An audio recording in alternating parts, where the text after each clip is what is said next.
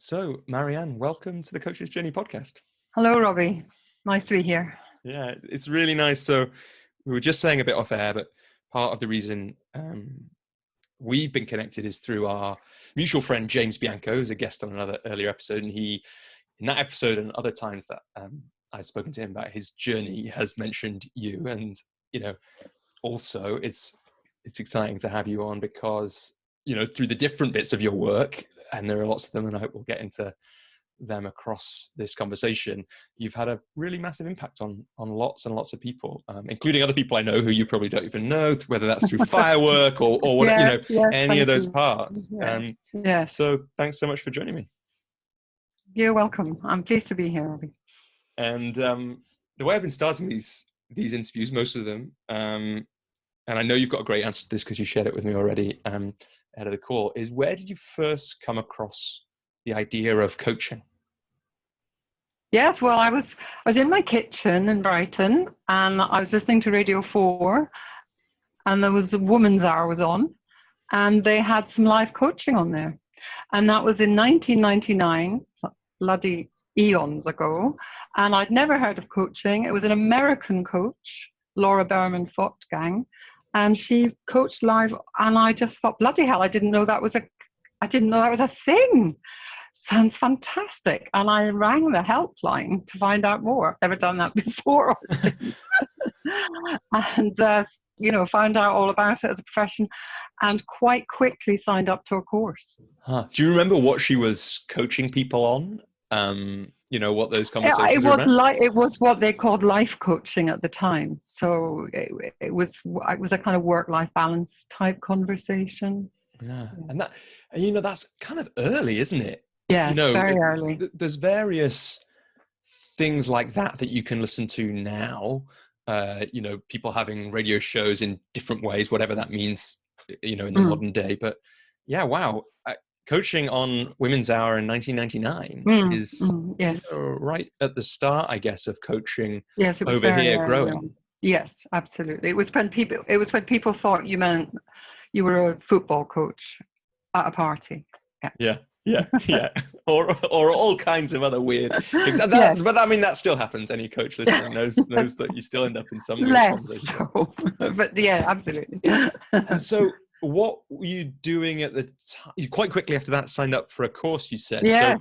So were you kind of listening out in life or Yes, something like that? I was having a break. I'd been a consultant, a research consultant. So I had run my own business for quite a long time. But I had a kind of breakdown, and it was a crisis of fulfillment. I see it as now, looking back. I didn't enjoy being a consultant. And somebody asked me if I was fulfilled, and I burst into tears, I remember, and I gave it all up. And it took a while, and I sort of did volunteering, as lots of people do in periods like that. And I did craft stuff. I was decorating furniture, sold my stuff. I just took a while to recover, but I was certainly looking for something. I dabbled with hypnotherapy, so I was looking at working one-to-one with people. That wasn't right for me, but then I found coaching, and I've never looked back. Yeah. And what was it, do you think, that spoke to you in that call or as you did the training? Well, what I didn't like about hypnotherapy was that the client seemed to be very passive.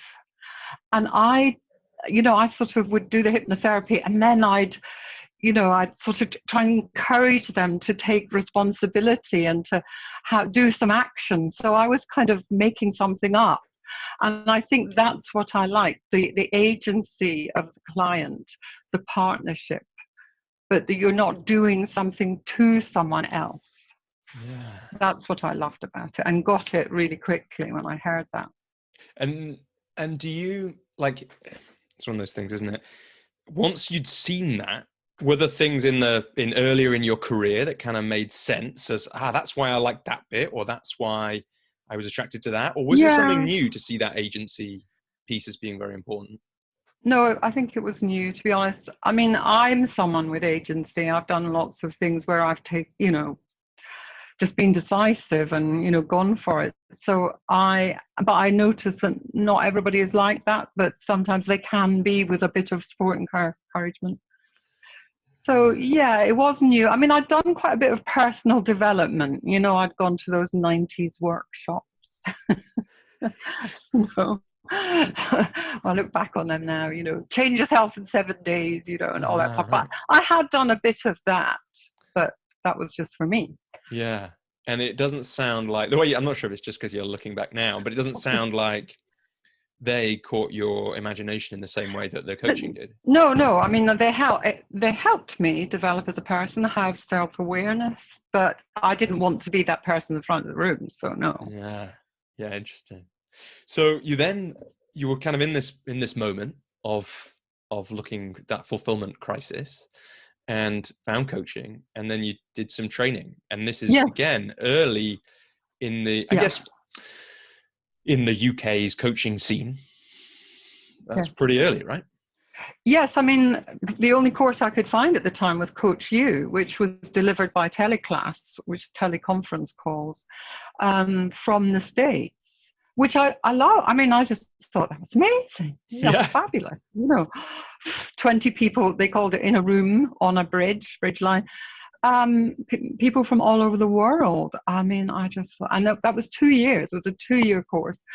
And, you know, I just loved it. I was ready, you know, to learn all this new stuff and meet all these new people. It's fabulous.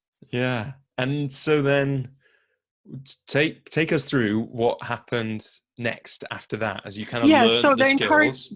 Then they encouraged you to find three people to practice on, which I did, friends of friends, charged nothing, then £5, then £10, etc. Wait, and did it keep going up in little it kept going up.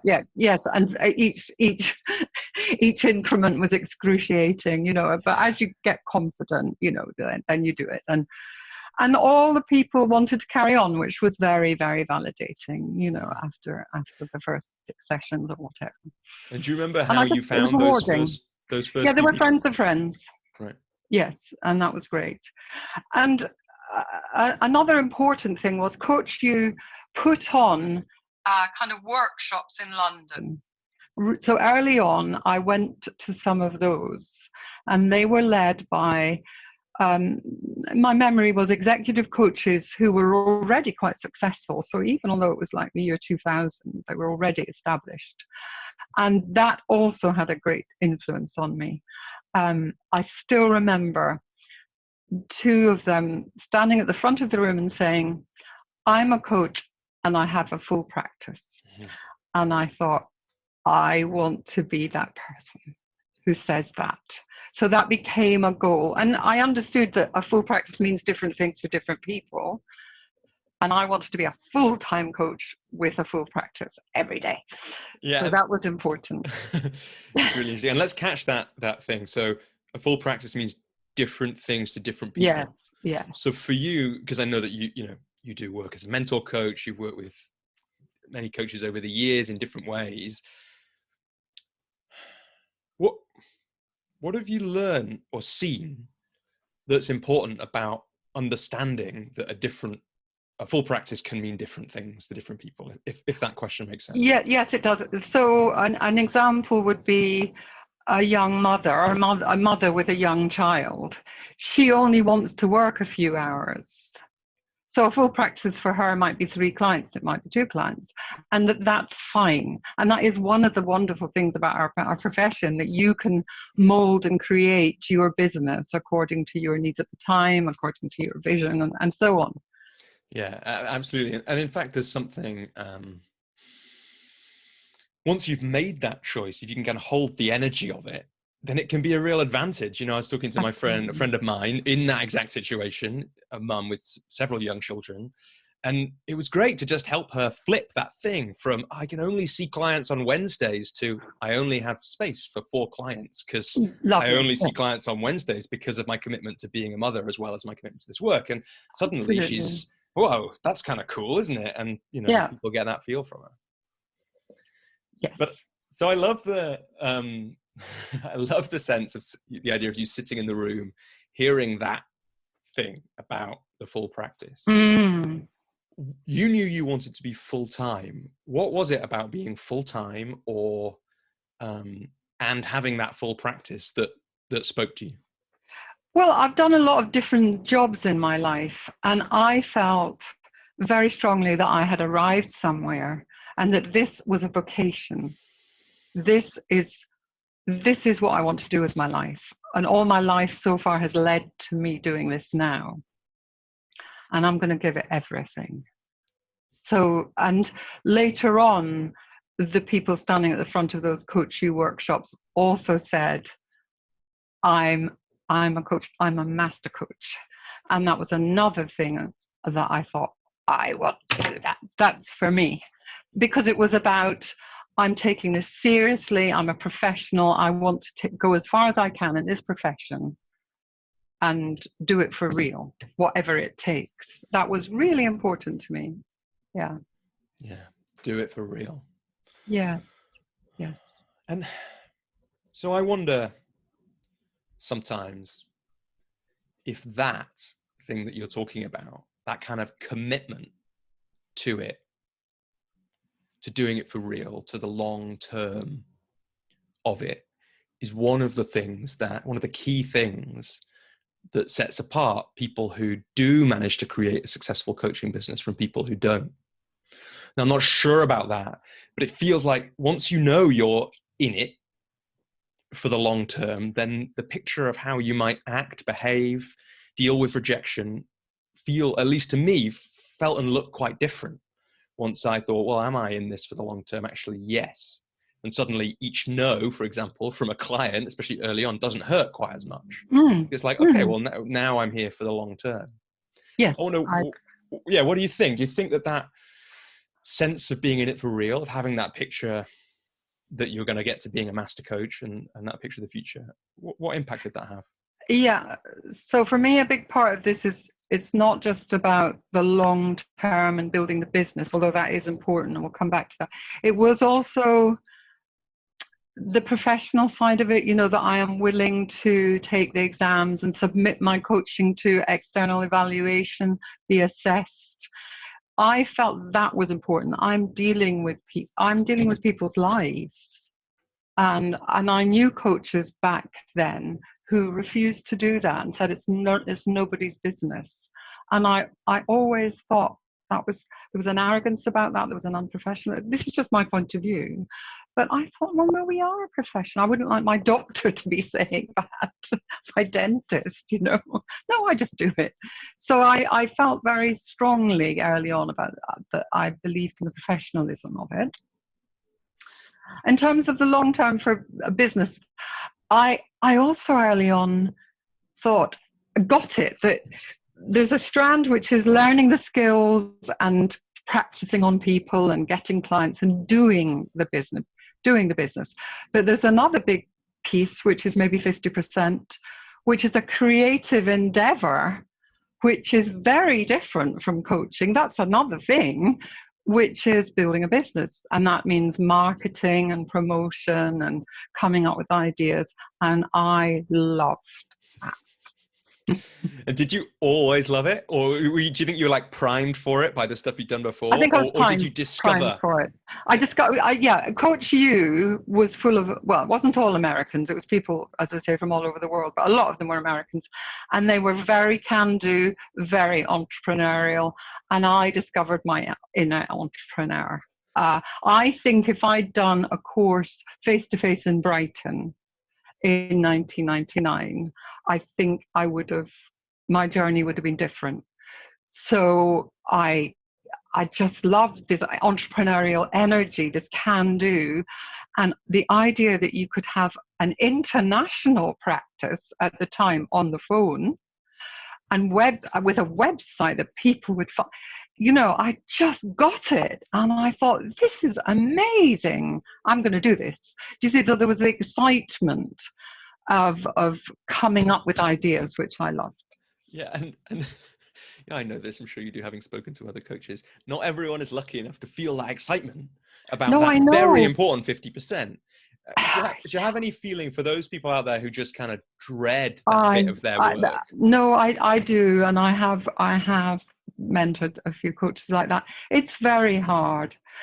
You know, it can be that you're lucky because you have a very particular niche that's maybe related to your background, and you've got a lot of contacts, and then you become that, you know, specialized coach. But certainly the coach who's got everything in place and is highly educated to be a coach, sitting at home waiting for the phone to ring or an email to come in or whatever, it's mostly not going to happen. You do have to go out there in one way or another.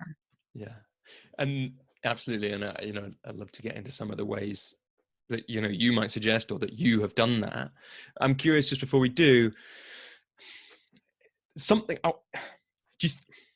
I suspect you do because of the work you do, but there's something about that shift of seeing the business part as, you know, something that excites you, where you can get creative and have these ideas and try these things out, versus it being this thing that you kind of have to do and resent doing. How that shift of mindset, I'm quite interested in. I'm wondering if you've got any thoughts about how people can make that. Well, I think it's quite important to get a coach, and I know everybody says that, but that certainly is a great thing early on. And how does that help specifically, do you think, with that shift? Well, they can share their experience, encourage you, maybe share contacts with you, websites, resources, so you're not alone with it, you know, you're not alone in your room or whatever. So that's important. Meeting other coaches, you know, going to networking events with other coaches, all of that, conferences, I think that's important, because it can feel quite solitary otherwise. Ask me the question again. What can people do to shift more into that space where the business side of it feels like it's creative, feels exciting? Yeah, well, there is this worksheet called Natural Marketing, and what it's saying is, look, there's many ways you can market and promote a coaching business. Why not just choose the ones that you really like and you find easy? And I usually send that worksheet to coaches that I'm working with, and it's asking you to choose 3. And then, you know, start with the easiest one. So if you hate cold calling, don't bother. But, you know, if you're a natural networker, you know, so it sounds obvious, but actually it's sort of giving permission not to put energy into the stuff that you hate, you know, which is a coaching thing, you know, like, how can this be easy? Yeah, it's a great question. And I think there is something particular, maybe particularly in the internet age, about getting trapped in comparison with what other people are doing. And the coaches, I think, suffer from this, just like probably most professions do in different ways. But it's you know, that sense of, if I am not writing a blog every week, I'm failing in building my coaching business or whatever that thing is. Yeah, how interesting. So you did the coaching training and you felt this feeling of this picture building up of the full-time practice and the master coach, which the spoiler is you achieved that, as far as I know. In 2005, yes. That was when you became accredited with a master coach? Yes. I did PCC first and then MC. And I did it in just a few years because I worked really hard at it and was very focused. Yeah. And it was what you were pointed at, right? Absolutely. Yes. And that does sound quick, because I don't know if you had to then, but you have to get a lot of hours for MCC. 2,500 hours, yeah. Yeah, so you got to that place. So those first 6 years, you worked really hard. What were the key moments? Key moments, one was a few years in getting a VA, which is one of my tips. Get a virtual assistant. Give away the stuff you don't like doing. I don't like invoicing. I don't like quite a lot of admin, you know, and, you know, my VA charge is £18 an hour. And I charge more than that. So the logic is, you know, free up some hours where you could be earning more than that. And also she loves the attention to detail and does it very well. And I would make mistakes and have to have conversations with my client about the invoice that had the wrong thing. And, oh God. So it takes it away. So that was a high point. I recommend that. And it also made me feel, again, very professional. You know, I'm a business owner with, you know, an admin assistant. Yeah. So that was a high point. Do you still work with a VA, yes. That VA now? Yeah, no, I've had 3 different ones over the years. Yeah. And there's that continue. It sounds like that's continued to be a very freeing and important part of your work. Absolutely. Even although now I only work part-time, I only have 5 or 6 clients a week now. I still have a VA. Yeah. And I guess there's something interesting about that. I have a friend who I often have conversations with where we talk about whether it's time for us to get an assistant or a VA in some way, and she's played with it a bit and I haven't yet. I guess I'm curious from your, particularly with regards to coaching and how coaching business, what have you learned about what feels like the right thing? Because it's interesting that in some ways, every interaction with a client is a part of the work. Yes. And so it's interesting. That's one of the places that I always come up to. It's like, oh, well, I love the idea, but actually quite, you know, those interactions with the clients are really important. And that might be one of the lines where you make a decision about who does what. And I guess my question, which is just about in this this thing that I'm saying, is what have you learned about, as a coach, what are the great things to delegate to a virtual assistant or someone like that, and what are the things which you try to pass on, or you at some points passed on and in different times have found it's good for you to do? And it sounds like invoicing, sounds like definitely and receipts, you know, all that, the bookkeeping, that definitely. Early on, not early, sort of maybe halfway through, the VA that I had at the time, Julia, she suggested that she call herself my business manager, and she actually came up with ideas on making my business run more smoothly, and, you know, making my stationery more professional. You know, she proofread my website again for me, and I send out a coaching pack, and then I have different coaching packs for different kinds of clients, and she would sort of make them look better and send them, and so on. So and sometimes. Yeah, and I personally never wanted her to handle my diary. I know most people do, but I have quite a complicated life outside of my work, and I always have, and I just couldn't handle that. So nobody's ever handled my diary. Yeah, it's interesting that perhaps for similar reasons, perhaps for different reasons, that to me has always felt like an obvious thing that someone could do, but something that doesn't feel right for someone else to do for a bunch of reasons. No. And then when I go on holiday, I mean, you can put an autoresponder on. You can keep picking up your emails every day and not really have a holiday, or your assistant can take that over and even call people and stuff. So that was also really nice. Yeah, interesting. So that was one of the key moments in that. So yes, and it's interesting. You said you got 5 or 6 clients a week. Now I'm guessing at the time you probably had more to get to those hours. Yeah. I regularly had 40 clients on my books. Yeah. And at the time, seeing them. Well, that's very, very variable. The model that I've mostly used was fortnightly, occasionally 3 times a month, and longer term clients, I still have a lot of those, once a month. And coaches are typically once a month. So, yeah. And that variability, some of it sounds like it's just learned and evolved. I imagine that might be the case. And I'm quite a flexible person, so I tend to just, you know, fit in with what people want. Yeah. I don't offer every week. I haven't found that. Once a week feels too fast because life has speeded up. And I know, you know, some coaches do work in that way, and therapists do as well. But I found that was just too fast. Yeah. I don't encourage once a week. Interesting. And if someone comes to you and says they want that, what happens then? Yeah, well, we'll talk about it. And I mean, I am flexible, so I'll say, well, let's try it. You know, see. Yeah. But people often, they're very busy as well. That's what I find, and they quite like twice a month. Yeah, absolutely. And I guess just to give us, you know, getting into the detail now about this, because it's really interesting, to give a flavor, So some of it is just that a certain group or a longer term person, it might be less often. That might evolve into that. But if you're sitting with someone and you're meeting them for the first time, I don't know how that process works for you, but how do you get to that point of understanding what way you're going to work with someone? Do you have certain ways Yeah, to go? Do you work it out? I offer a free coaching consultation. So that's usually half an hour, and that can be face to face or in Brighton in my home office, or it can be on the phone or Skype, whatever people prefer.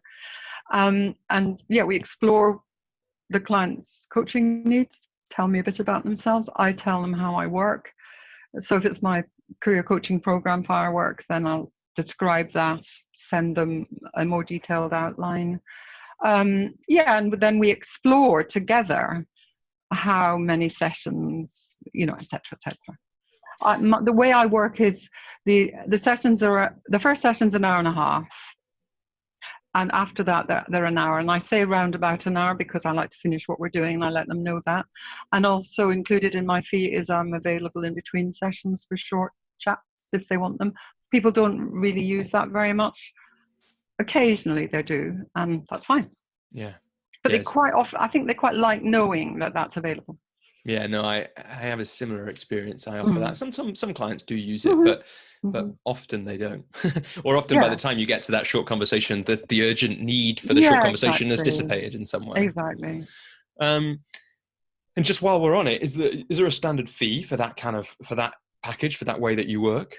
I charge $175 for my coaching sessions. I have experimented with packages, and no, what tends to happen is some clients say, if I pay up front, is there a discount? And I will, you know, discount £100 or something like that. So my Firework program is 10 sessions. So, you know, it's $17.50, and I would maybe discount £100 if they paid me up front. Yeah. But I do, it's important to say, because this is part of my values, I do a sliding scale. So, if I'm working with a corporation, I'll charge more than that. And if I'm working with a student or someone with not very much money, we will negotiate a fee that they can afford. So I set aside some slots for people who are on a budget. Yeah. And there's something interesting, isn't there, while we're kind of in this space of money, about those moments where, you know, it sounds like there's someone you want to work with, you'd love to support, but they can't afford the fee. Yeah. And it's interesting that negotiation is interesting. And I guess I'm just curious what you've learned about how to have that conversation. Yes. So that it is honoring the fact that the financial commitment is sometimes a really valuable part of the process for people. It's honoring the fact that the money might mean a lot to that person, even if it's a smaller amount, and all those things at once, because it can be quite complex. Yes, absolutely. And if I'm not too chock-a-block and I really want to work, because if I am, then what I do, regardless of the money, is I sometimes refer people on. I have a bunch of coaches, you know, and I match them to someone else. So that can be part of it. But if I really do want to work with them and I can accommodate them, then, and it becomes clear that they haven't got a lot of money or whatever, then I just usually say, I just get really honest, you know, and I say, right, this is the difficult bit. Let's just talk money. And sometimes I tell them what my actual fee is, and then you know, we talk about I usually say, what would be affordable for you, but still a bit of a stretch. And quite often we come to about £75. Very occasionally it's been like 40, you know, where they're unemployed, for example, with a bit of savings or something. Yeah. But I do want to say something. This is one of my bugbears. Because I do pro bono coaching. I do that in part of projects, and I can explain a bit in a minute what I mean by that. And I have worked with human rights activists, for example, and it's completely pro bono. Those people value the coaching. And a lot of people say in the coaching profession that people do not value coaching if they don't pay. Now, my challenge to coaches is, well, how come we don't apply that in the corporate world? Yeah, that went through my mind straight away. I just finished working with somebody today, done quite a long engagement with someone. That man has never paid a cent for my coaching, but he's absolutely valued that time, and we were both sad to see it end. Absolutely. But also sometimes they don't, and they don't show up, and all of that stuff, and they're furious that they've been referred for coaching. All kinds of things are going on. But I never hear that mentioned. I only hear the pro bono thing isn't valued. Yeah. So I think it depends on the person. Yeah, and I guess there's a question, perhaps in my question about the fees and the conversation with people who can't necessarily afford what you normally charge, is that question, which is, how do you make sure when you're offering that they, because one of the ways, it doesn't always work. And I loved what you said about, a stretch, but you can afford it, but it's a stretch, because if it's too much of a stretch, then that changes the dynamic of the conversations too. But there is money can be the thing that helps people value the work. I agree. I agree. In the cases where it isn't, how do you, in your experience, how have you helped those people who aren't paying, whether it's they aren't paying the full amount or they're in one of the human rights activists who you're offering it pro bono to, how do you help them really value the work that you're doing with them? Try and do a good job. Yeah. Just apply my coaching skills, be there for them, encourage their best self to show up, all the stuff of coaching, really. I mean, it doesn't always work out, and that's true in the whole of coaching. Yeah, that's true even if you charge thousands of pounds. Absolutely, because there's also the thing that someone paying thousands of pounds might be ultra rich, and it actually doesn't mean, and all of that. It's all relative. Absolutely is. How interesting. So I guess I'm curious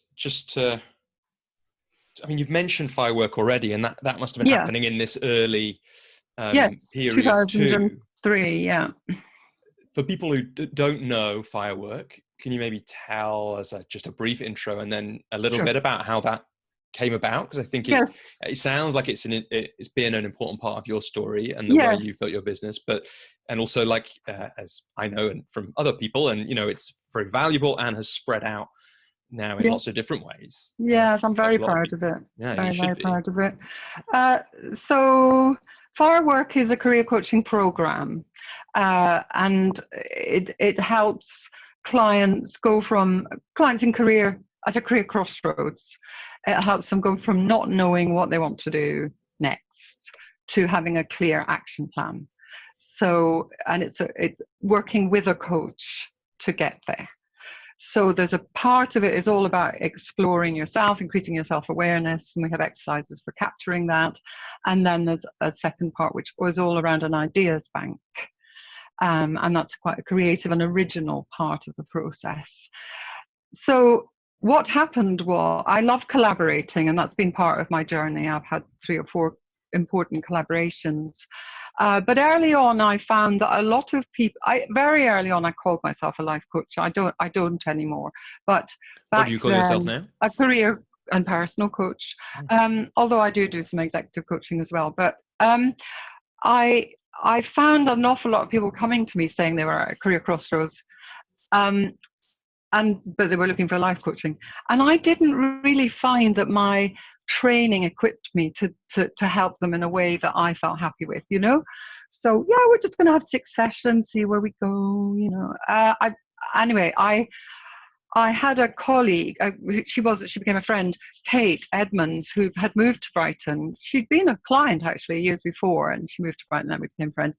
And she was a coach, and she was finding that too, but her training was CTI, Coach Training Institute. And so we thought, gosh, maybe we should see if we could create something. So I've always worked Monday to Thursday on coaching, and then Fridays were for building my business and for projects. So we devoted Fridays to researching the field and meeting up and creating this program. And we had a great time. She's very different from me. We somehow complemented each other's skills and strengths. And we created the Firework program, and we trialed it with our own clients and tweaked it and so on. And then we thought, if we think there's a gap, maybe other coaches are finding that too. So we set up the Firework Career Coach Company, Firework Coaching Company, to train and license other coaches to use our program. So then I had 2 businesses, or 1.5 business, and that was very successful. But Kate then moved on. She didn't want to do it anymore, and she just said, like, you keep the business, I'm going to do these other things. And so I then had 2 businesses for a number of years, and I didn't really enjoy that. I don't particularly enjoy training. I certainly don't enjoy marketing a training program. As what I really want to be doing is coaching. And so I sold my business in 2013 to Career Shifters, and that's another collaboration I'm involved with Career Shifters a bit.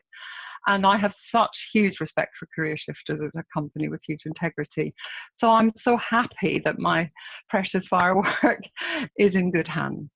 Yeah, and I don't know, actually, I've rarely told this story, actually, but just yesterday I was emailing this woman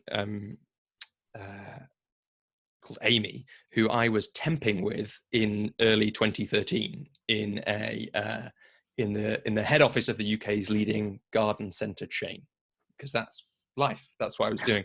And Amy pointed me at Career Shifters, because she was temping. She was just coming back from her maternity leave, I think, or something like that, and was just starting this super cool like vintage dress company out of her garage, which is still going. I discovered when I remembered her yesterday or the day before and Googled it, and she's down in Folkestone now. But she pointed me at Career Shifters. And so although I didn't have a coach through my through that career transition, which led me in the end here, there were a couple of articles from Career Shifters which made a big impact. And I later discovered, now that you've said 2013, I'm just joining some dots. One of them, I'm pretty sure, was inspired by some of the Firework stuff, which is a nice little bit of symmetry. Yeah. And yeah, Career Shifters do great work, and I've been Richard, to hear about who them and meet founded some of it, those people over the years. he's brilliant. He's a social entrepreneur. Absolutely. Does lots of work in India. Yeah, just amazing guy. And so I guess while we're talking about that, it was good to sell the business, because actually you found that it wasn't the easy bit. It wasn't the bit that you loved. Yeah. I didn't have the work-life balance. I had already delegated the training many years before to Sue and Michelle, who still do it, are fabulous trainers. But it was the marketing and just the responsibility and all of that stuff. And I thought, so I was very relieved. Yeah. Back to just doing what I want to do. And so have you left that baby behind, or there's still some collaboration going there? Or yes. So, some collaboration, absolutely. Yes. And Career Shifters, they run they do groups. That's what's different. And they have their own model. And I've attended some of those, and they're very high energy, which is lovely. And they do a lot. I mean, James, who you interviewed, used to run the ones online and so on. So fantastic. Very interesting organization. And so I guess it's interesting just to slow down on Firework, because that's quite a whistle stop through it. I'm curious, what do you feel? Maybe it was in that ideas bank piece, but it's obviously successful, or it wouldn't have run for so long. It wouldn't have been so busy that you didn't want to do it anymore. It wouldn't have been worth Career Shifters continuing and all those kind of things. What was so important about that work? What made it something that people really valued and used and continue to use? Well, the program itself, the content of the program. Because there's a lot of coaching in it. Yeah. So that's one thing. The second thing is it's different from going to see a careers advisor, because that's just focuses on work and it's a quick fix. This is an in-depth process. It takes a long time because this is big stuff. And secondly, it's whole life. It's not just looking at your career. It's who are you, and what else is going on in your life. But the most important thing for me is it's about meaning and purpose. And over the years, I've worked with a lot of disaffected lawyers, for example, who want to change career, but they're almost whispering down the phone because they don't have that conversation anywhere in their circles. You know, like they're successful, they make shed loads of money, and they're really unhappy. But you don't talk about that. So talking about big stuff, meaning and purpose, and who are you? What do you want in your heart of hearts from your life? I love having those conversations, and I think a lot of coaches do. But the other thing about Firework is, and a lot of coaches have given this feedback, is it's a structure. And quite often clients are quite relieved to know there's a structure. It can also be used different. So this is a Myers-Briggs thing, you know, it depends on your personality. So some people, like me, I'm a J, I like a structure. And I find that clients like to be taken through a structure and know where they are. But coaches can also use it to just dip in and pull out bits of it and combine the bits with other bits of other trainings they've done or made up or what they've created. So you can use it as a toolbox, or you can use it as a structured process. Yeah, I think it's a great observation. You know, that I think, yeah, some coaches, I think you're right. Like my experience was similar to what you described that led to Firework, which is sometimes with people who are at that career crossroads, they're just the kind of very basic coaching structure is just it sometimes feels insufficient. Now, I don't know if that's me or if that's them, but it sounds like it's everyone. And it's interesting that, yeah, for coaches, I think, to have a sense that, yeah, hey, look, here is a tried, tested process that will take someone closer, at the very least, to that meaning and purpose which they're searching for. Yes, and give them a plan.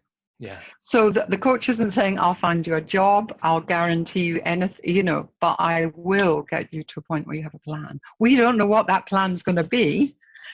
And it might even be that you stay in your job, but you make the rest of your life more interesting. Who knows? We don't know. Yeah. But you ask the client to be open.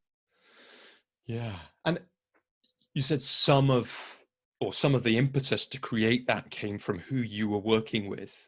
Yes. So, and I imagine that who you were working with is people you can have those kinds of conversations with, because you can feel the power of and the passion of that from you. Yes, absolutely. But how did that evolve, you know, maybe particularly in those first few years, and then as time has gone on since? Who did you find yourself working with, and how did that change, and how did you affect that? And has it turned out how you imagined? So it's mainly professionals, really. I mean, like I say, I have gone into companies and done executive coaching. I don't find that rewarding. Why not, do you think? I don't care enough about business. You know, this is the thing that I love. You know, the individual path to a meaningful life. That's what I love doing. And I can't really get excited, you know, about especially corporations, you know, bottom line or whatever, somebody's career progression through a big company, or and bureaucracy, you know, can be public sector as well, you know, the bureaucracy thing. I just find the energy quite low, and so it's just not my thing. I even although the money is, you know, much better and so on, but that isn't what drives me. So the energy is more what drives you. Yes. So people come to me through referrals or through my website, and that's the main thing. My website is the thing that's always worked really well for me. And I think it's partly because I got a website very early on in the process, and I think I was one of the first career coaches. I felt I just made up that term. I don't know if it's true. But anyway, so I was number one on Google for a really, really long time, worldwide, because that's something else to say. In the old days, Google didn't know where you were. Right. So when somebody put in career coach, then they found me, and they could be in Rio de Janeiro. And that was just wonderful. So now it's mainly people looking for a career coach in Brighton who contact me through my website. Yeah, and lots of many people who I'm sure are referred to you from all referrals. Yes, referrals. And so, but in those early days, as this was evolving, as you were experimenting, presumably, and you were clocking up the hours with the 40 clients at once, or whatever that was. How did you learn that this was the work that gave you the energy? What happened? How did that evolve? Well, I dabbled with different niches, and I remember there was a point when I thought, I don't think you need a niche, and I thought that for a long time, and then now I think, because there's so many coaches, it sort of makes sense to have a bit of a niche, but only having one niche is quite boring. So I do still have this niche, which is career transition coaching, but I have variety through having some longer term business owners and then some coaches who I supervise or do mentor coaching, accreditation, business building, whatever with. So I have a nice mix. Yeah, because I was going to say, it's partly a jokey question because of what you just said about niches getting boring, but it's been 17 years since Firework, right? Yes. So it's like, and longer that you've been coaching. So how come you haven't got bored of that? Yeah. I haven't got bored because of people. Yeah. I mean, I live with Greg, my partner, who isn't that interested in people. I mean, he writes and he invents stuff and he loves cooking and he doesn't get it. Whereas I am, and you are, I just know without asking you, we're eternally fascinated and love people. And they're eternally different. So every day is different. Yeah. And I imagine that the way you're talking about those conversations, about the big conversations about purpose and meaning, like there's something endless. When you get on the edge of someone's ability to make meaning of the world, right into the middle of the purpose, there's something incredibly beautiful about that. And a really great coaching session is so rewarding for the coach as well as for the client. I had quite a bad accident a couple of years ago, and I didn't work for about 6 months. Excuse me. And I so missed it. And I just feel I never want to retire. Because it keeps you feeling engaged in the world and learning from people, and so many reasons. Yeah, what an absolute privilege to have work that feels like that, right? Absolutely. And we're modeling that. We're modeling that for people who say, am I being unrealistic thinking I can find a job or work that's fulfilling? And we can say, I have, so why not you? Yeah, and there's something that reminds me for some reason of you talking about having agency and giving people that agency. And I think that sometimes that's the way that we give people agency, is by showing them that something is actually possible. And then suddenly it becomes, okay, if it's possible, then there must be something I can do here. And that becomes a different way of seeing the world, I guess. Yes, absolutely.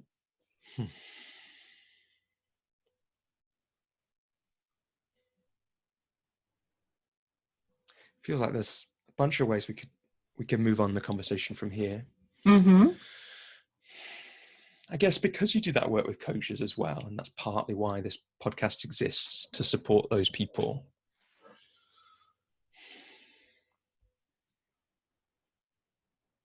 There's something in this last piece we've been saying, seeing that a business is possible and that you can create those things. And again, that question of agency, but also, you're bringing in some of those things like the niche that people can get really hung up on.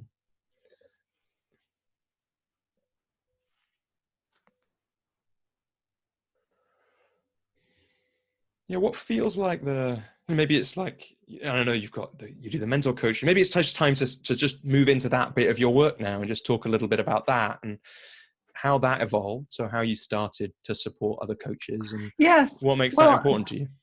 I think quite early on, I mean, I'm slightly embarrassed now when I think I'd only been coaching for a few years and I'm starting to help other coaches. But anyway. Yeah, tell me about it. Yeah. But I just felt quite evangelical about this profession and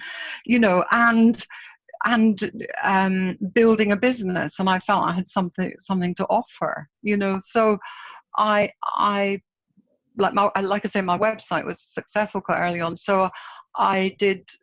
Now there would be webinars, but back then I did teleclasses like Coach You did for coaches on creating a good website and what makes a website work well, and other ways of marketing your business. So I did that.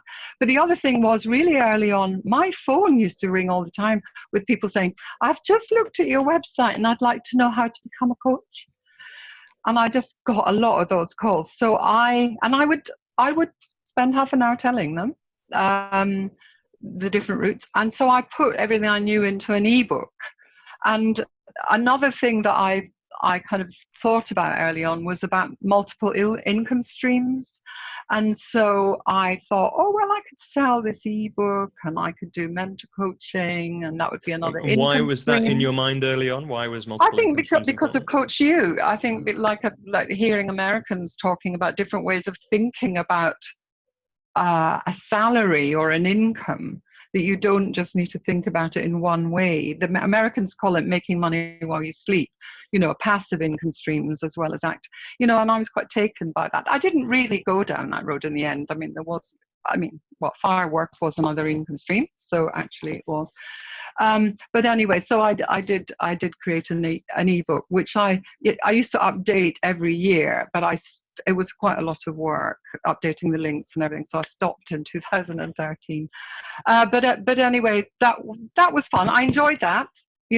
I enjoyed researching and writing. That was fun. And I enjoyed helping coach clients build their business, and then later on, I became a mentor coach with ICF, so helping people go for ACC, PCC, and MCC, and I still do a bit of that. And then I became a supervisor with the Academy of Supervision, Academy of Coaching Supervision, and I do a bit of supervision now too. So it just kind of evolved into these, yes, it's all evolved. These various ways of doing it. I'm following what I love. Yeah.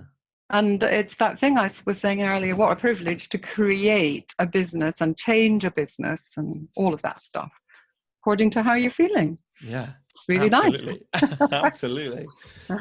And so you've got the longer term clients now. You've got these people who are still around that sense of purpose and meaning and career, and some coaches. Yes. I guess I'm curious about, there's still also this kind of, whether there is, what is there in between Firework and now? There are what other things have you experimented with and tried and all those kind of things? Yes, well, so a few coaches and myself, we came together and we called ourselves Mentor Coaches International. And we thought that there was a gap for mentoring coaches worldwide, not just in the UK. And we used to meet regularly and we spoke at various events and so on. But it fell apart. That didn't really take off. But the phrase mentor coach, I think that's the language that Coach You use. But you must like that as a particular, you think that carries something as a phrase for you, right? What does it carry? It's helping. It's helping coaches build their business, but it's also supporting them with coaching, like confidence and that stuff, but as coach to coach. Yeah. But yes, in ICF terms, it's helping people with going for accreditation. They need 10 hours of that mentor coaching. And then maybe there's some supervision in it, i.e. where they bring client issues to the call. Yeah. So that was one of the things that you experimented with, bringing those that to life. Yes, then this career, what else? Other collaborations. Oh, another thing that was really important to me early on was going to an ICF international conference. And that was just mind-blowing for me, because Coach You was very American and all the material was American, and I found the approach a bit too American, to be honest. I think they've modified it since, but it's like you'd be in the room with 20 of us, and the teleclass leader would say, "How are you today?" And everybody would say, "Awesome." And the British person would feel like saying, "Mustn't grumble, okay." And just that extreme used to drive me mad. Everything was awesome. So I found sometimes it was too American, a little bit too new agey as well.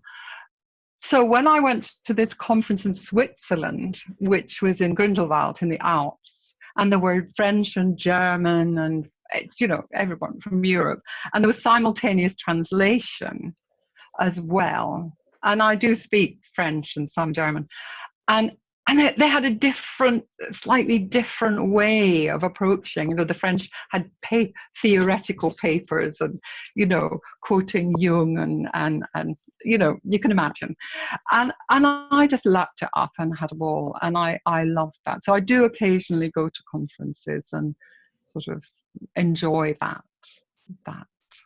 hearing different presenters and you know, just meeting different people. Yeah, and it feels like, you know, you talked about collaborations, but also these, you know, the sense of isolation and these kind of, the ICF conference being a good example. It's like, it feels like finding ways to have your business not be just you all the time has been important. Yes. In oh, your, yes, absolutely. In your work. Yes. What do you think that's given you? Well, something bigger than me. But also it is one of my values. Cooperation, collaboration is an important value for me. So I enjoy that. There's also learning. You just learn from others. And it's stimulating. It's, you know, I go on to then have other ideas and so on. And one of the things I've done recently in Brighton is I've brought together some coaches that I know. And a couple of them are even clients who went through Firework and decided that they want to become a coach. Anyway, so there's about 8 of us in Brighton, and we meet every 3 months for dinner. And that's a lovely, lovely community. And we, you know, we help each other and just have fun, actually, just talk all night about coaching. Yeah. And we're all doing very different things. Yeah, so that's very nice. Yeah. Yeah, I guess while you were speaking then, you know, it's great to hear about all these different successes, and maybe, you know, maybe that last piece is part of the answer. I guess I'm also curious over, so wait, when did you start training? In 99? 1999. So 99. So over 21 years of being in this business in different ways, there must have been some really difficult times. Well, that's my assumption. Yes. It may not be true, but I guess I'm curious. Yeah, I mean, sometimes in August, you know, in the early years when I didn't understand that the year has a natural ebb and flow, and I thought it was just me, you know, so August would be really, really quiet, or January would be really, really quiet, and I think, oh my God, you know, or maybe 2 clients in a row didn't sign off, or, you know, so that stuff I've come to understand much more about that. And don't take it personally. Yeah, do you think it is just like understanding that those things are part of the business and developing that understanding on a deeper level? Yes, I think that's really important, and I think it's really important not to be. You have to work on this early on, not being desperate. It's not a good vibe, and you know, so. And how do you suggest really, people do that? Well, not somebody. A coach, teleclass leader, said this once, and I've never forgotten it. He said, lots of people who go into coaching don't like selling. So it's like that doesn't go with our personality, and it doesn't feel authentic. So don't think of that call, that first conversation with a prospective client. Don't think of it as selling. Think of it as giving information. You love coaching. You believe genuinely in the power of coaching. So all you have to do is communicate that passion that you have and belief in the power of coaching. And don't be attached to the outcome. So I've always found that really helpful. I don't try and there's a phrase, isn't there, in marketing, and closing the sale. Yes. I don't do any of that. I just think, because I don't like it when people do that to me. So I give them the information, and I'm enthusiastic and all the stuff, and I let them go. Yeah.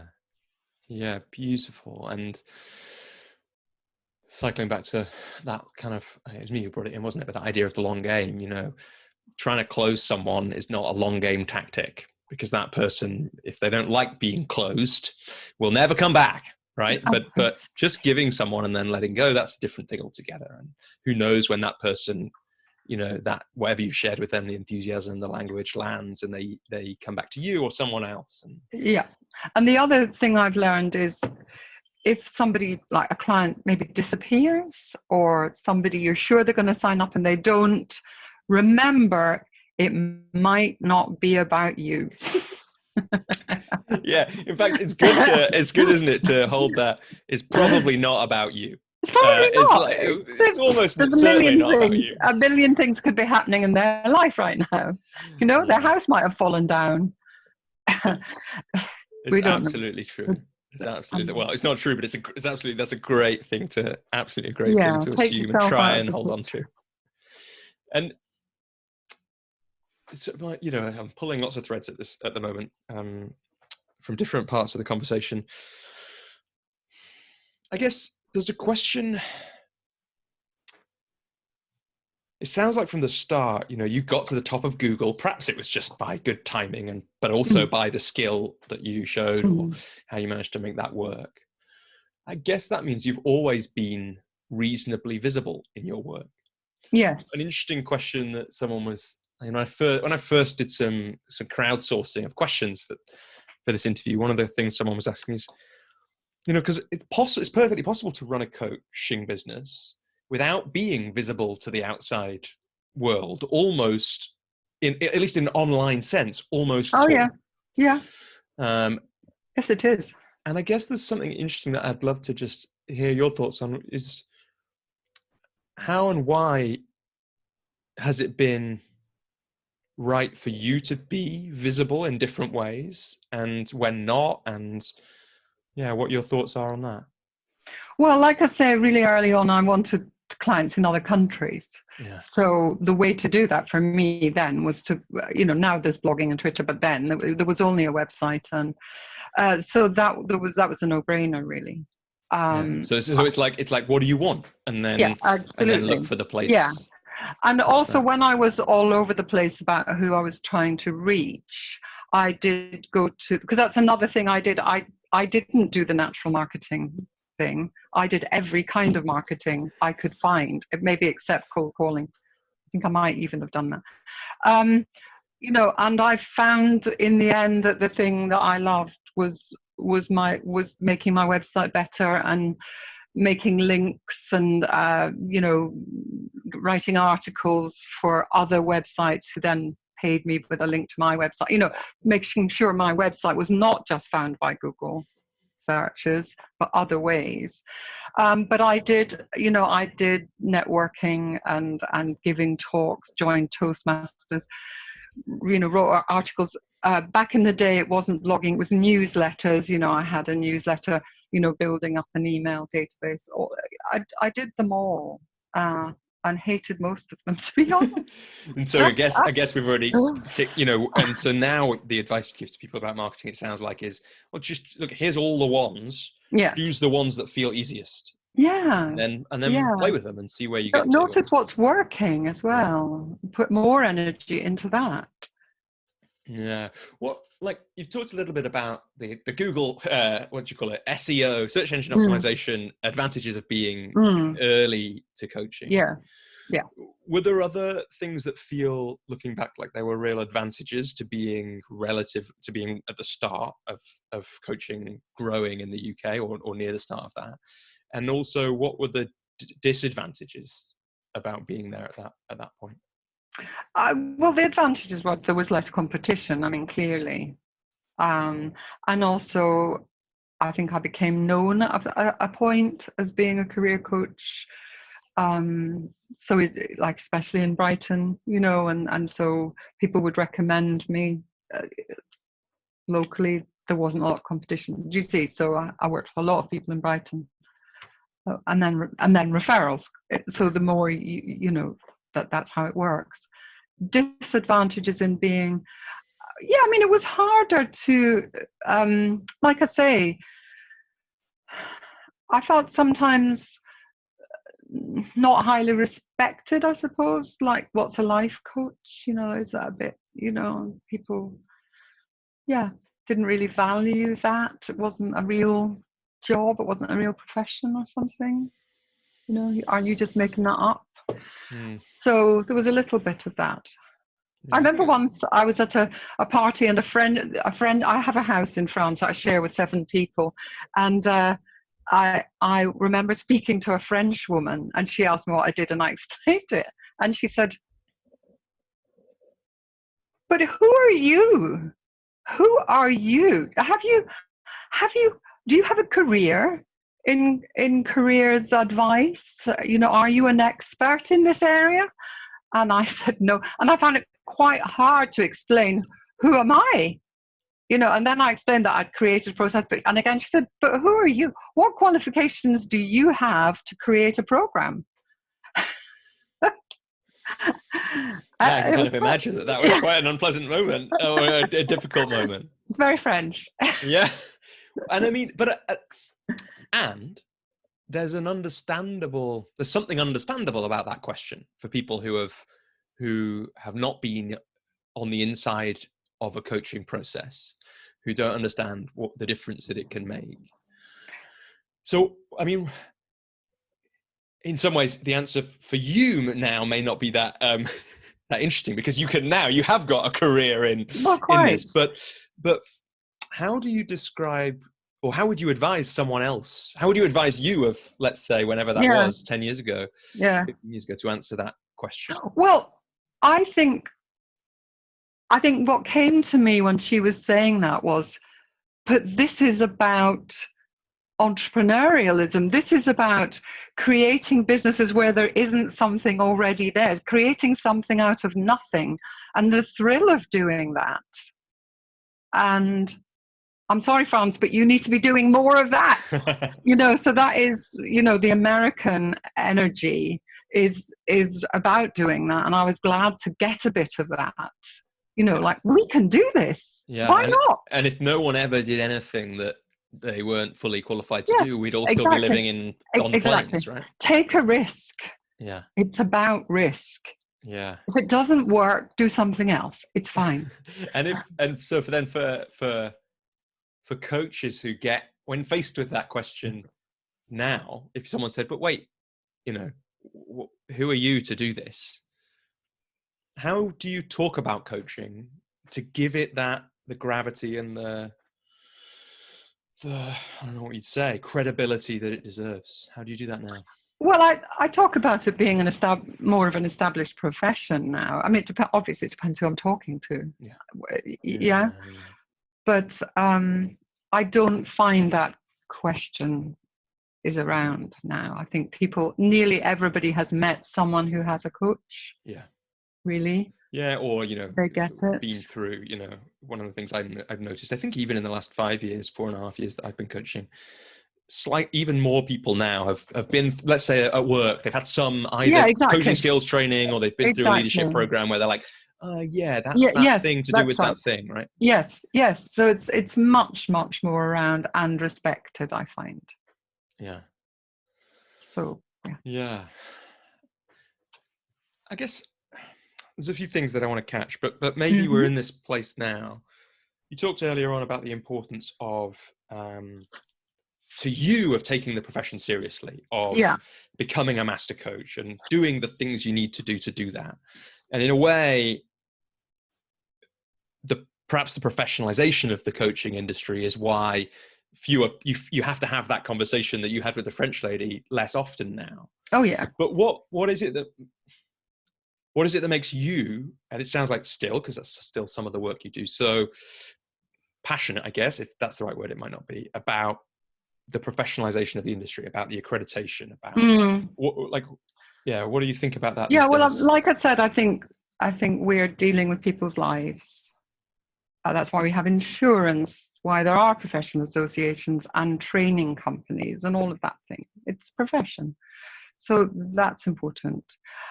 One of the things I've noticed for me personally, one of the benefits of being an MCC, being a master coach, is I've noticed that lawyers and doctors, if they're looking for a coach, they go to the ICF, and there are other associations. I just happen to have gone through ICF. they go there and they choose a master coach. Because that's how they work in their professions. They want someone who's, got the top accreditation, whatever. Do you see? And so I quite like that. It gives me some self-respect. Yeah. So I think that particular point is really interesting. Like I had this insight a couple of years ago. I was doing some work with a colleague who is covered in credentials, and it just made me realize. And I am just someone who's unlike the archetypal lawyer. I'm just not bothered by that, right? What I want to do is have this amazing connection with someone, and so that's kind of how I run my business. Yeah, it just made me realize, though, talking to my friend Nicole, it's like but everyone's not like me, which is the stupidest thing in the world to realize. It's like, but of course, if I just credential up a little bit more, that'll just give permission to those people for whom it does matter. Yes. For whatever reason, to say, and we are all different, and it's fine, whatever works. But I certainly did find that getting the accreditations did a lot for my confidence. Yeah, I think I've seen that a lot with people. But I also think, especially when people are starting out, knowing that you have this stamp is a way of answering either the literal person at the party who asks a question about your French friend, or the inside voice that says, who are you to be doing this? What are you even doing? Does it even work? And it's like, well, look, here I've got this thing which says I'm accredited by the International Coaching Federation, which is the leading body of, I think that absolutely can make a real difference to people. And it's something to remember, at the very least, in those moments where you're thinking, like, what am I even doing here? Yes. I guess I wanted to catch another thing. I've got a little list here of things that you've said that sound fascinating that I didn't ask you about as we were in the flow. One of them is, you mentioned in passing, Monday to Thursday for coaching, Friday for business development. On projects. Projects. Has that been a how did that pattern come about? Is it still that how came you about work? because someone in Coach U said they did it. Yeah. And I just thought, I like that model. And do you still do it now? No, because I work very part-time now. I just work Tuesday, Wednesday, Thursday. And I'm part-time on those days. Nice. And how has that evolved to the current practice now? Was it just time to do less work, or what? Yes. I just paid off my mortgage and just wanted to do so many other things. Yeah. So create a space. Yeah, just create a space, absolutely. And I don't do any marketing or anything like that. I haven't done for quite a long time. Just however many clients I have, as long as it's under about 6 a week, is fine. But if it's only 2, I'm very happy as well. Yeah. So it's a nice place to be. Yeah. And so what was the advantage of that? I mean, I can kind of feel the advantages of it, but of that break from the advice from the coach on Coach U between coaching and business development and project? Well, it's there's another phrase that I really liked, which is wearing certain hats. So it's like on a Friday you take off that hat and you put on this hat, so you're giving yourself permission to do research or go out and meet people or work on your website, whereas on the other days you're this person, you're in coach mode. And I remember hearing that as very good advice, like, some coaches, when they start out, they don't give up the day job, so they're part-time doing something else, which is a good model when you're starting out. You have to pay the training school and all of that, as we know. And the advice was, which I absolutely love, is, on the days that you are coaching, put on a coaching hat. And even if you only have one client that day, you are a coach. So you're reading coaching books, you're talking about coaching to people, you're on the internet reading coaching webs, whatever it is, but you are a coach that day, and make that boundaried. And I think that's very, very good advice when you're starting out, because it can be really difficult to keep switching, especially like if you're a self-employed something, working from home, and you're doing a bit of coaching there and a bit, so I think that being boundaried is very good advice. Yeah. And I think that, that's probably true whenever you're creating something. You talk about creating something from nothing, right? If you're creating something from nothing, creating a time when this is the time when you're creating, even if you're not the whole time doing the coaching, make it make it coaching Yeah. time. I think that's probably great advice. And yeah, I like the idea that later on you actually did have someone who was your business manager. That might be the hat that you could put on for your Friday, right? Is have the business manager hat. But actually you also said, I'm not even going to do this. No. That's great. It's great. And so I want to catch as well. You mentioned one of your bugbears earlier on.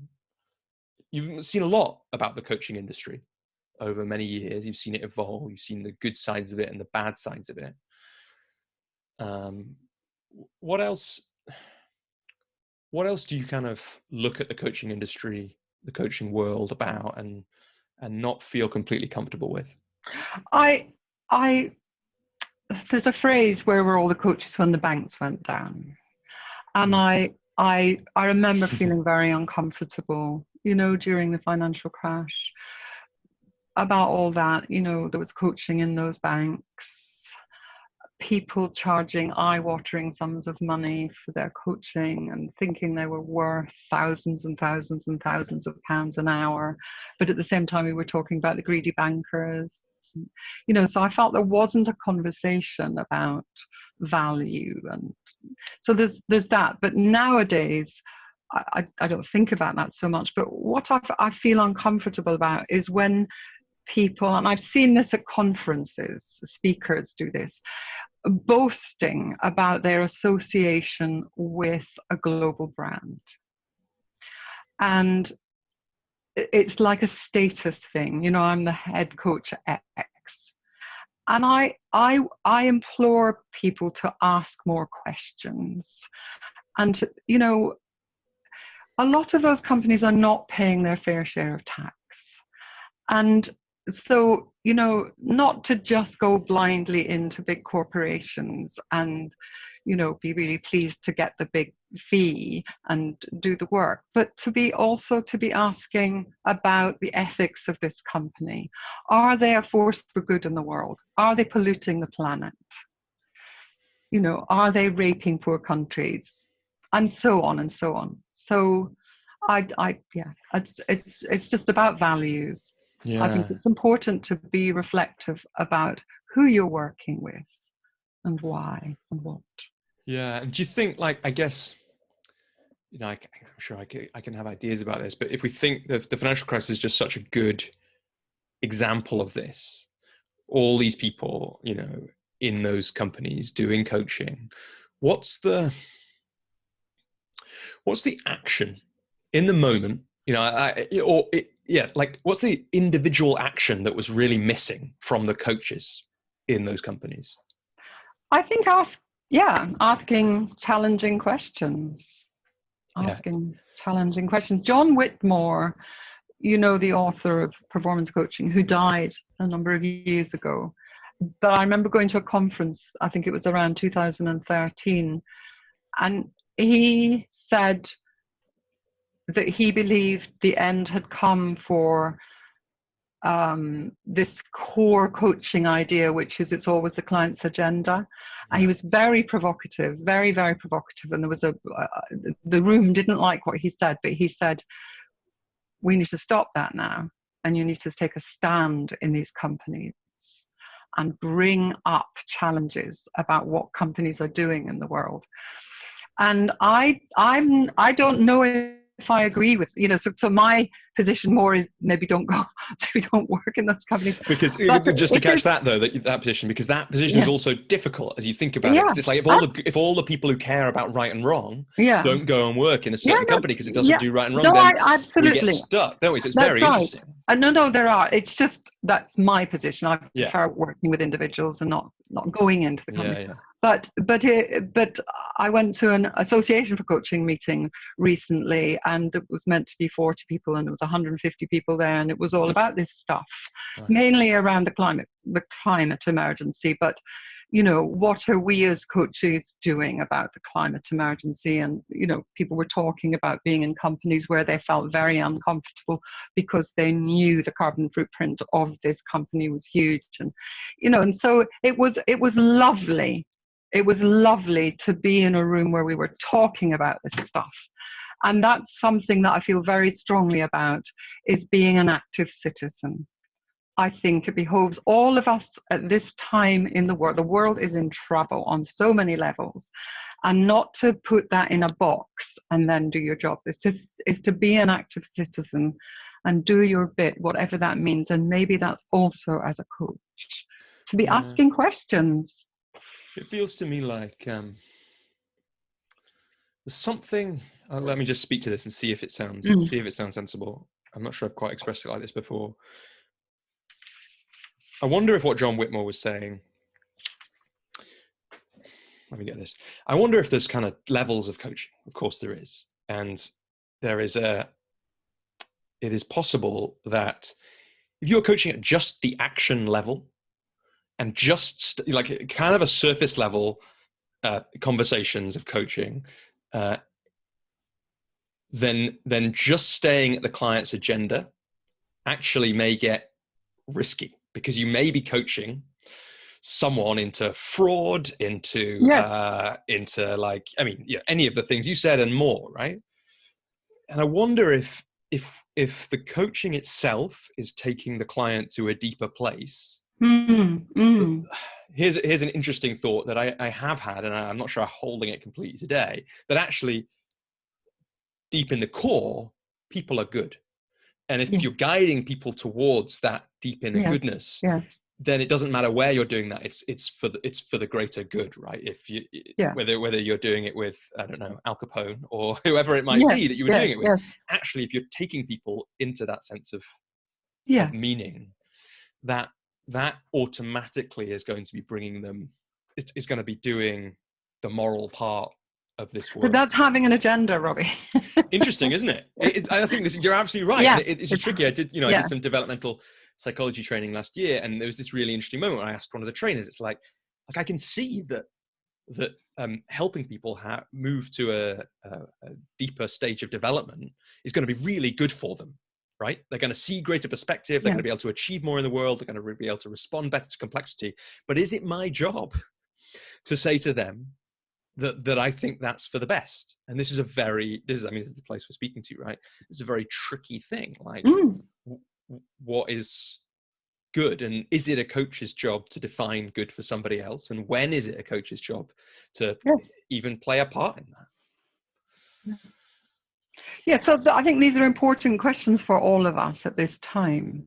And what came up on this course, on this workshop, was important questions for coach training schools also to be thinking about. Have you personally had times where you've met with a potential client or worked for a little while with a potential client and found that thing happening? Or no, you haven't been necessarily into the companies, but you found yourself realizing that there's been a kind of ethical clash, for want of a better phrase? I mean, recently I was coaching a guy who has his own business, and he's run ragged, really, and he's not sure he wants to carry on doing it, but doesn't know what else to do. And he works for high street shops and as a freelancer, and he's paid incredibly well, and he goes all over the world. And something I said at some point, and but he told me this, so I don't know what the words were, but it was something like, I'm curious that you're working so hard when it's only stuff, or it's only clothes, or it's only fashion. I can't remember. He had never thought about that. He saw his work as creative. He's a creative.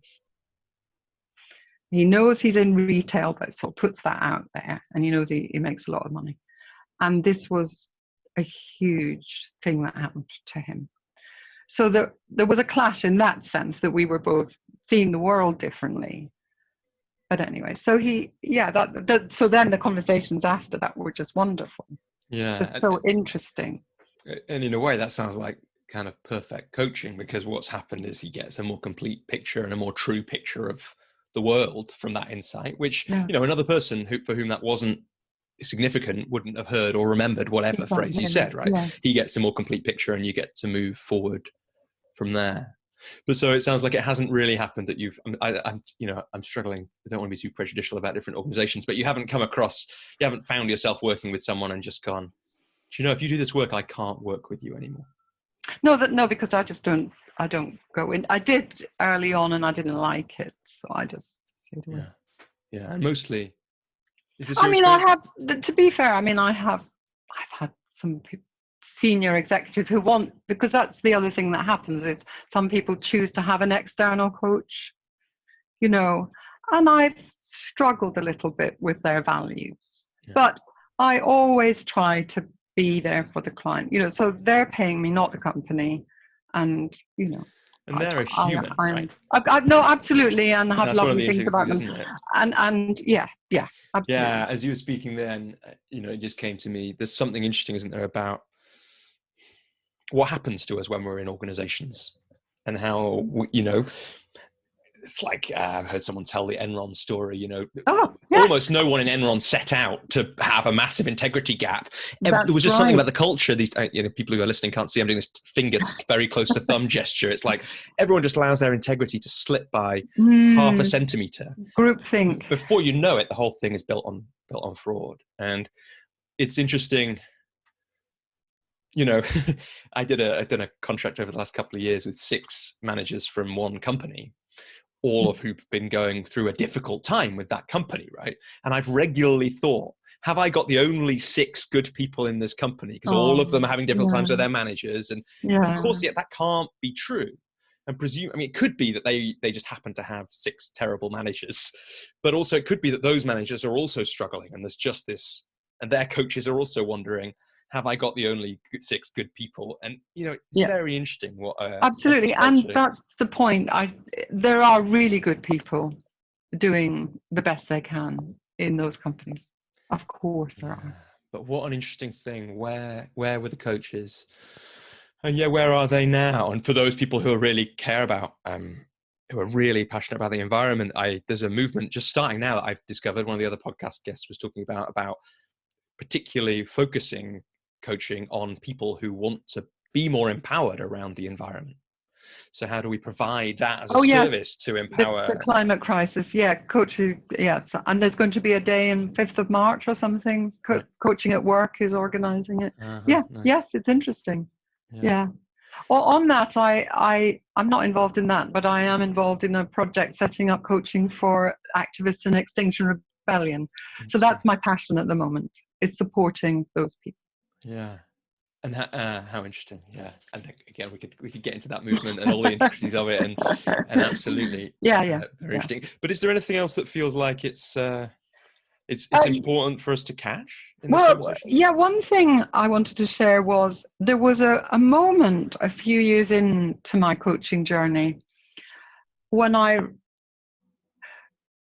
basically, you know, I said to you that I was going to coach you workshops, and most of the people there were very corporate at that time.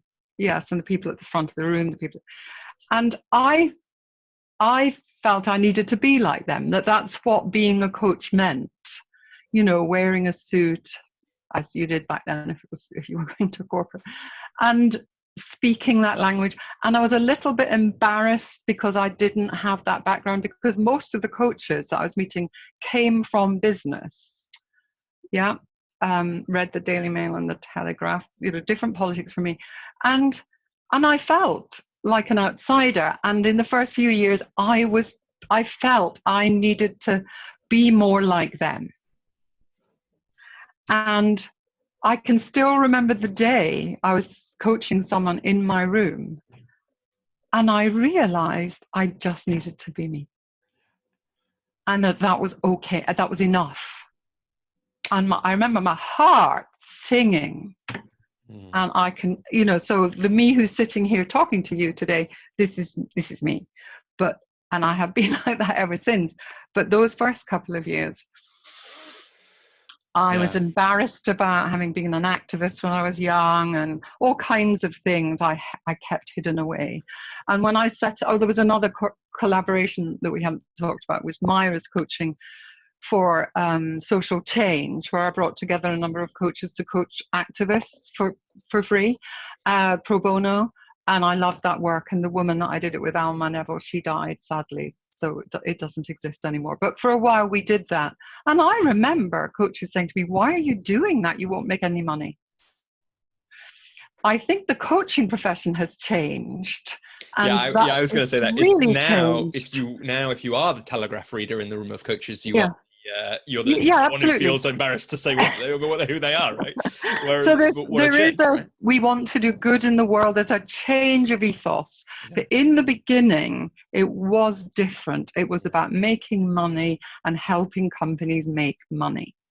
That was the main thing, and helping people, progress with their fantastic alpha career. That felt, and again, I was American, so to be fair, there were things happening in the UK parallel to this that I wasn't part of, but this world that I was in was all like that. And I, in my naivety early on, felt I need to be like this too. Yeah, and it sounds like the insight was I can be me, and that and opens of course, things up completely. And authenticity now is a big part of what we talk about. Of course it is, and that's lovely. But I think a thread of all these conversations on this podcast, but including this one, is that's also how to create your business, right? Be you, and find the three things on the marketing worksheet that are the ones that are most you, and do them. Yes. And don't faff around doing what other people do. And come across on your website as you. Find a way of using your words and speaking your truth. Yeah, Robert Holden, I don't know if you've come across him, but I went to a workshop of his last year sometime, and he's a funny man, and he did a great little bit about the importance of that, right, on coaches' websites. So have a picture of you, not a picture of like a cliff or whatever. Oh, I know. So we want to see you. That's what they're going to buy. They're not going to buy how good the picture of the cliff is. Right? A client once said to me, I liked that I could see your eyes. There's just something about connecting, because you are selling your service. It's your shop window. People need to connect with you and think, I think I'd like to work with her. I'm going to check her out. There's something about connecting through your photo and your words. Yeah, that's another tip I would give. Absolutely. Are there any, I've just realized we might have moved on without catching all the bugbears, Marianne, and that bugbear about the banks was so good. I don't want to do that. No, that's all my bugbears. Yes, done. That's not too bad. There's only those kind of 2 or 3 after 20 years. No, really. What a lovely industry we're working. Yeah. I think one thing I wanted to share was I was talking about agency, and that is, I know now from all these years of meeting so many people, working with people and doing personal development, that it is a hallmark of me, is this agency. And when I was little, I grew up on a council estate, a poor family outside Glasgow. And I remember very clearly thinking, there's more to life than this. There's a big world out there. How can I find out and be out in the world? And I worked out that the way for me, a working class girl from Scotland, was to become an air stewardess, as we called it back then. And I went to the library and I got a book out called How to Become an Air Stewardess, and I copied it all out, and I devoted my life from the age of 8 to 21 to getting all the qualifications, including languages. And I worked in New York for Pan Am for a couple of years.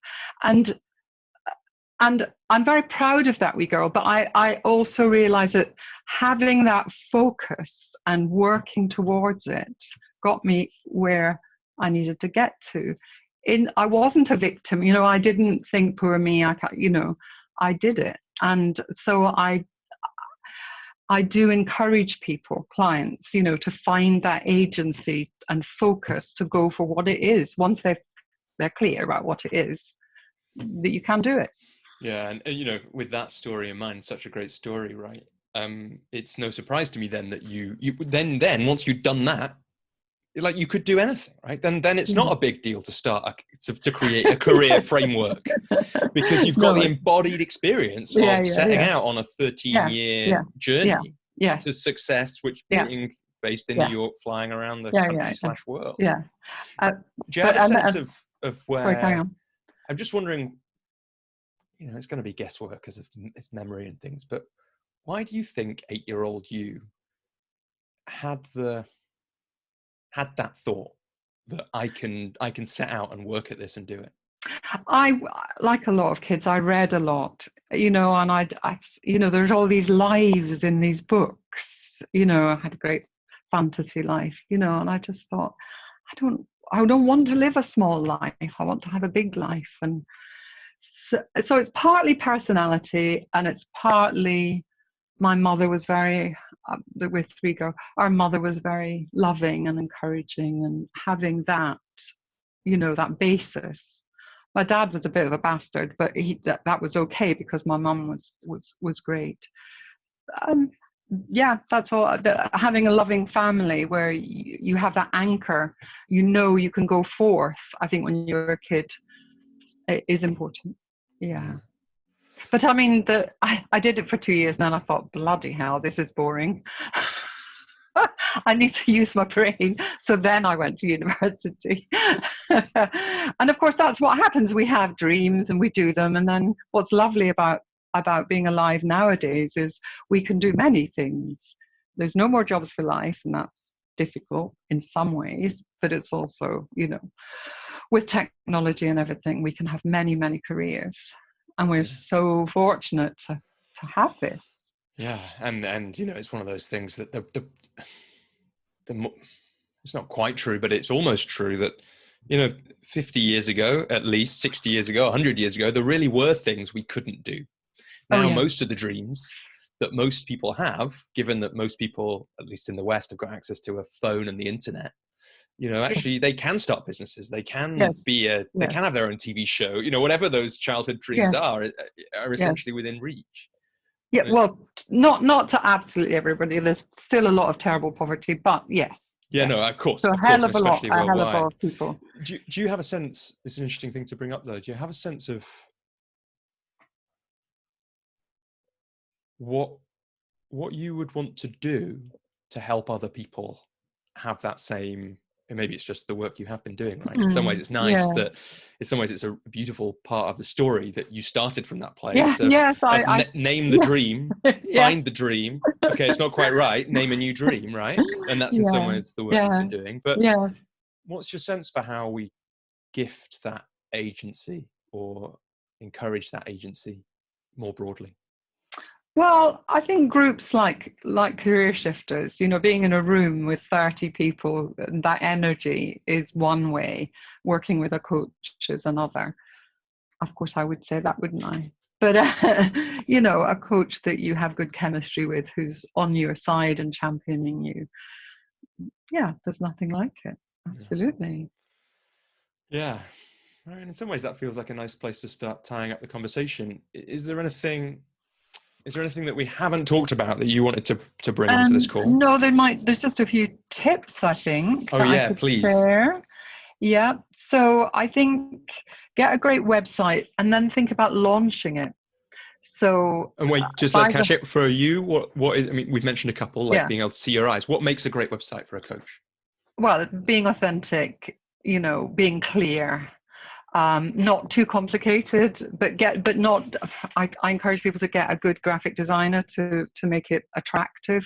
Okay, you can start out with beginner ones, free ones, but in time to get one that's attractive, clean, easy to navigate, and keep updating it. Nowadays, if I was setting out, I would have a blog on there too. So launch it. Have a concept of launching it, and by that I mean, look at your database, send an email to everyone on that database and tell them about your website, your coaching business, and maybe make an offer. It's interesting that that's quite often a hard step for people. I know it is. That telling people about coaching is like, but without that, it can't No, work. it's a free way, and maybe ask them to, I'm going to send you another email in a minute, and that one's just an anonymous one, hi there, and ask them to forward it to 10 people that they know. So that's one thing I encourage people to do. Another one is when you're starting out is to think in terms of having the table set. So that's being really clear about your pricing, really clear about invoice. suggesting, if you're going to have a coaching pack, have that all ready. So everything is ready. And if nowadays you don't tend to get a phone call, but if you were to get a phone call or an email, you can answer the questions. How much does it cost? How does it work? How long does it last? And so on. So having the table set is a good way of thinking about it. Just a couple of things. One, for me, it's almost like it doesn't matter exactly how the table is set as long as it's set. Yes, right? As that long you're as ready. you've got an idea that you're going to start with and say to the first person of how it works, because it might change over time. What's your coaching pack? Well, my first coach, and how do you use it actually? Because that's something my some people won't be familiar with. My first coach sent me her coaching pack, and she said, "You are free to adapt and use it with your clients." And I was so touched by that, and I continue that to that day. So it was adapted. It's very different now, but it's got some questions on it, like what inspires you, So it's some coaching questions to enable the person. It's got the wheel of life on it, so it's asking them to write a short life story, highlighting the highs and lows of their life, things like that. But then if they're a career client, then there's some career questions too. So and what I say to them is, this is going to give me loads of background before we even start, but it's also going to start you on the path. We've already started coaching even before the first session. You've started on the reflecting path. What impact does that? So people usually say they enjoy doing it. 10 things I like about myself is another one I ask them to do. They say they've enjoyed. Usually they say that. And by the way, if they're a really, really busy person and they don't fill it out, it's not a problem. It is not a requirement at all. Yeah. So that's not what it's about. We can start work together, right away if you've not filled in a thing. Yeah. Yeah. I think I might only have one more because we've covered a lot of them. Yeah, if you networking, so going to networking meetings, I don't particularly like those. And early on, I did them because I hadn't worked out that women in business. I thought women in business might be my target market, and they weren't, but I still did. Anyway, and what worked well was saying to the organizers, I can run some events for you. And so I did that, and I facilitated kind of like personal development evenings and got people coaching in pairs and stuff. And you never talk about coaching. That's boring. Only we're interested in coaching. You talk about clients you've worked with and successes. And I got 3 clients from doing that. Yeah. And so I think what do you think gave you is it that same part of you that set out to be the air hostess? Like, what gave you the confidence to make that suggestion to people and then to do it? Presumably there was a first one. Well, the first one, it was terrible. I thought, my God, I could do better than this. So there was a vacuum I stepped into. But it occurs to me that's not a bad model, actually. I think there's many more of these now. And I think, why not? And again, the platforms are there for people to take part and to run things, although it can be a scary thing to do. Marianne, what are you working on now, and what's coming up for you in the future? Right. So I mentioned Extinction Rebellion coaching. So I'm doing the interviewing of the coaches, as well as thinking about the supervision, and I've started coaching some people, which is really interesting. And then there's a community hall in my neighbourhood in Brighton that we've bought. Came up for sale, and the residents in the area came together and we raised the money to buy it. And that's like an arts venue now. And I organise events there. I'm on the management committee, and that's really fun. It's a Victorian hall. It needs fun. In a past life, I was the manager of a community-run arts venue in Yorkshire. I was an events organizer. Yeah, so you know that thing about coming up with ideas for events is such fun. So I do that. Caroline Lucas, I support Caroline Lucas, who's our Green MP here in Brighton. So they're the main things. But my daughter has just given birth, so congratulations. I'm a new to her, to you. Yeah, so I'm going to be helping out there once a week. Yeah, so we're. Yeah, So, well, Marianne, sounds like you've got loads going on. mm, Is there something, just as a last question, is there something that about you that ties together, or what is that ties together things like Extinction Rebellion coaching, working with Caroline Lucas, the Village Hall, with the coaching and all the work you've done? What is yeah, that about you that, it's about connects making a those? difference. I think I'm just wired, and I know this. Some of us in the world are just wired to want to make a difference. And, coaching, you're making a difference to one person at a time. And that's great. And I also have to make a difference out there too. And I get up in the morning, and that's how I operate. And I love working with people who are similarly wired. I think that's what connects it all. And working for Pan Am was a funny, youthful blip, but it was part of the journey, And by the way, I absolutely hated that company. It's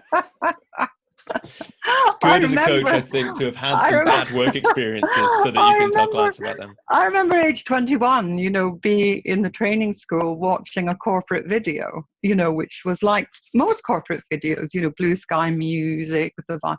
And I remember thinking, this is brainwashing. How bloody patronizing that they don't think we can see through this. Yeah, given everything you told me, it was probably never going to work out for you. With Pan Am trying to brainwash you into being the norm. No, question everything. That's what I'm going to have on my gravestone. Question everything. Oh, what a great coach! What a great coaching intention to have as well. Question everything. That would have been where the coaches should have been in the crisis, right? They should have been questioning it. Yes, absolutely, Robbie. Marianne, it's been such a pleasure. Thanks so much I've enjoyed for being it. so open, for letting us go all over the place in your work and life. We did, didn't we? I know that anyone who listens is going to get loads out of this, and I think lots of people will be particularly, for many people, captured by this, the kind of final piece, the final third of this conversation, maybe as we've been getting into the moral side of these things, and how do we use this work for the good of the world, and that connection for you of making a difference. Yeah. So thanks so much. Thanks for the opportunity. I hope it all works. Definitely. That you captured the recording. Yeah, me too. All right. Bye. Until next time. Bye.